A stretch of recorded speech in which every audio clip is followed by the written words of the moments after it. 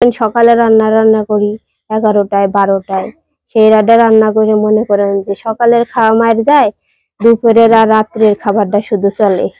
এইভাবে করে আমার সংসার চালান লাগে। এখন যখন কামাই রুজি নাই, আমার তো কায়দা করে চলা লাগবে। একেবারে না খেয়ে থাকলে তো তাহলে আমার মেয়ে আছে, মেয়ের মুখের দিক তাকায় তো আমার এক মুঠ টাইম দেওয়া খাওয়ান লাগে। অথচ না খাওয়াইলে ঘরে পরের ছেলে তারাও তো এক মুঠ ভাত দেওয়া লাগে, যেহেতু যে চাল এক মুঠ কিনে আনছে। এভাবে আমি চলতেছি, আমার বলার মতো ভাষা আমার কাছে নাই আর। আচ্ছা, এই যে আপনার হাজবেন্ডকে নিয়ে আছেন, আসলে আশেপাশে আপনার পরিচিত যারা আছে অনেক কথাই তো শুনতে হয়, আপনার কি বলে? তারা বলে যখন আমি এই দেশে আইছি তখন বলে কি এই ছেলের সাথে, এত সুন্দর মেয়ে ওই এই ছেলের সাথে আইসবে, এই ছেলেটা থুয়ে চলে যাও। আমি তখন বলছি না, সবাই তো ভালো নিয়ে খায়, আমি খারাপ নিয়ে খাই। আমি না কষ্টের বাগটা নেই, সবাই তো সুখের বাগটা নেয়। আমি কষ্টের বাগটা নিয়ে আমি কষ্ট নিয়ে থাকি, সবাই সুখ নিয়ে থাকুক। বলে প্রতিবন্ধী, ও ভালো না, কাজ করে না, কর্ম করে না, এর এনে চলবে কেমন, বলে জোরের কাজ করে খাবার পারে না, এক কাজ ছাড়া, শান্তির কাজ ছাড়া। কিন্তু গরিব মানুষ তো শান্তি কাজ পাওয়া যায় না, কষ্ট করে খান আগে, পারে না কারোর বাজারে যে কোনো কামলা দিবার, পারে না কারোর কোনো জোরের কোনো কাজ করে খাইতে। এখন আমার মনে করেন যে না যায়, না পারি কারো কাছে বলতে, না পারি কারো কাছে বললেও মানুষ খুঁটা দেয়।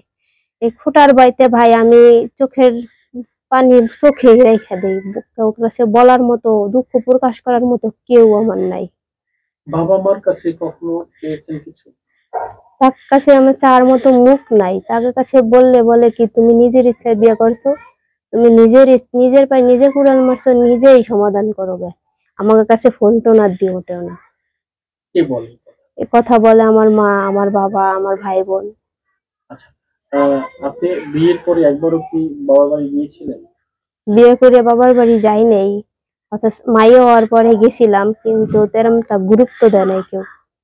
মানে আপনাদের কয়দিন ছিলেন বাবার বাড়ি? আমি বাবার বাড়ি বেশি দিন থাকি নাই, যেদিন গেছি 3 দিন কি 4 দিন থাইকা পরে আয় করছি। বাবা মা কথা বলে না? বাবা মা তেমন মনে করেন ভাই বউরা আছে, তারা বেশি গুরুত্ব দেয় না। নিজের ইচ্ছে বিয়ে করছি, নিজের ইচ্ছে বিয়ে করছো, সে তো সুখে আছো, এনে খেতে আইসো, কষ্টে আছি বিদায় কয় সুখে আছো। আর যদি সুখে থাকতাম তাহলে কত যে কষ্টে আছি। এ বিদায় আমি কোনো কথা কাউরে না কিছু না বলে এসে নিজের বাড়ি নিজের চোখের পানি নিজে পুছে অন্য সে আয় পড়ছি। দর্শক, আমরা শুনছিলাম এক বোনের জীবন কাহিনী। আসলে তিনি এমন অবস্থায় আছেন, কোনো পাননি। বর্তমানে তিনি আছেন একেবারেই ছন্ন ছাড়া। তো আমরা চাই এই বোন তার জীবনটা যেন নতুন করে সাজাতে পারে। সবাই একটু সহযোগিতা করবেন এবং শেয়ার করে দিবেন এই প্রোগ্রামটা, সহযোগিতা করে, যাতে বেশি বেশি শেয়ার করে দিবেন। যারা বৃত্তশালা আছেন তারা যেন তাদের কাছে যেন পৌঁছায় এই প্রোগ্রামটি। তো সবাই ভালো থাকুন, সুস্থ থাকুন। এবং বোন, আপনার কিছু বলার আছে মনে হয়, একটু যদি বলেন।